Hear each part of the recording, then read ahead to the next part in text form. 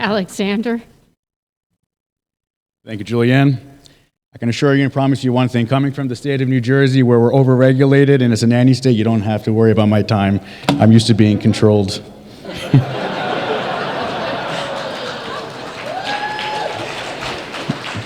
Wait, does my time start now, or? Now. Okay, all right. I literally just ate up 15 seconds of my speech. Anyway, my name is Alexander Roubian with the New Jersey Second Amendment Society. Yeah, come on, hello. Everything in our state is limited and regulated. I think we should be getting extra time just from being from New Jersey.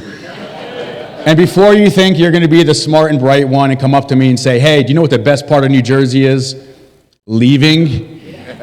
I've heard it a million times being here. I wanted to talk to you about results-oriented activism and the victories that we've actually had in our state. And yes, believe it or not, we've had many legal victories.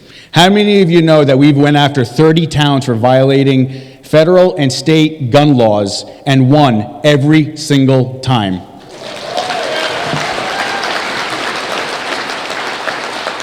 How many of you know that we sued the state of New Jersey over 3 times? And guess how many times we won? Every single time. And one of our attorneys, Stephen Sambioli, is sitting over there. Stand up, Stephen. Stand up. He and his partner single-handedly overturned New Jersey's prohibition and ban on stun guns and tasers and received constitutional carry and constitutional purchase in our state. And we have to give it to those men over there for that victory.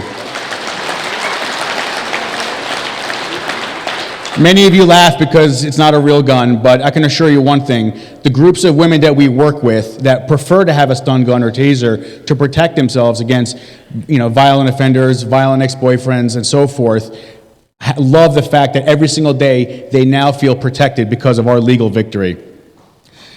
I want to discuss, thank you, I want to discuss our results-oriented activism and how we've prevailed in states behind enemy lines. My motto and our strategy has always been identify the enemy, isolate them, and then attack. And that's the only way we're going to win this battle. Every single time we've used that basis and that philosophy, we've won every single time. Think about when you see wild animals running in these hordes and groups, right? They cannot be attacked. They don't prevail. But then the single time that one of them drifts off or falls behind from the pack, the lion just comes right in and grabs them in. And that's what we do in New Jersey. A couple years ago, we launched a project called Operation Established Compliance, where we went after towns one by one that were violating New Jersey law.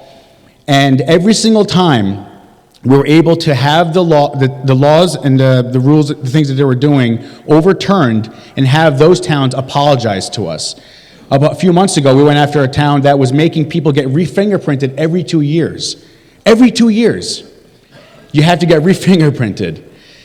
And we wrote a letter to the Ocean County prosecutor identifying these things, and we went undercover because we've done this for so long. We know the games that they play. Oh, well, they changed it. Oh, you misunderstood, or the person didn't know what he was talking about. We went in for 6 months recording every single time the police department telling us that they needed to get re-fingerprinted every 2 years. And then we wrote a letter to the prosecutor's office, and we went to the town council and spoke at the town council, where they apologized profusely. They had to call the police chief himself in for a special meeting to find out why he's not abiding by New Jersey law.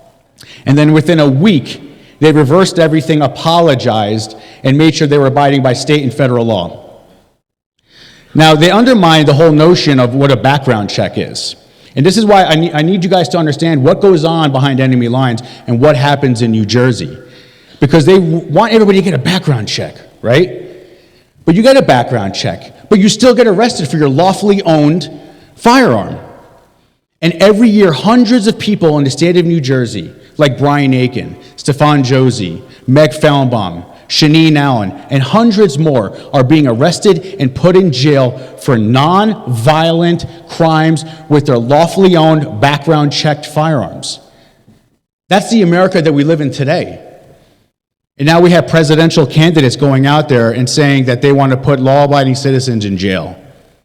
It's time to wake up, America. Ladies and gentlemen, this is a war. And let me be very clear.